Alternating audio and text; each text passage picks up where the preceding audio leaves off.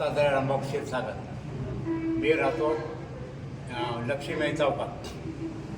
त्याच्यानंतर माझं एक प्रेम ट्युमर मला झालेलं 10 वर्ष झाले, तो परमेश्वराने नीट केला, पण आता दिसत नाही. त्यासाठी माझं ऑपरेशन आहे, त्यासाठी पैसे कमी होते, मला ते पाहिजे. मी शुक्रवारपासून चक्र मारतो. ठीक आहे, इथं शनिवारी बी आलो होतो, लॉक होतं, पण त्यांना फोन केला तर उचलीत बी नाही. बरं मला यायला 100 रुपये तरी मला फोन देतं, बस घरचा जॅकेट काय उपयोगी त्याचा सांगा. कोणी आणलं? मला ऑनलाईन नाही, आमच्या अध्यक्षाने आणलं, नवीन बहिणी सुभेदाराने. त्यांना फोन केला, म्हणलं मला घेऊन जावं, माझ्याकडे आता पैसेच नाही. म्हणलं आलो मी, चला म्हणलं येतो मी. मग त्यांनी मला इथं आणलं.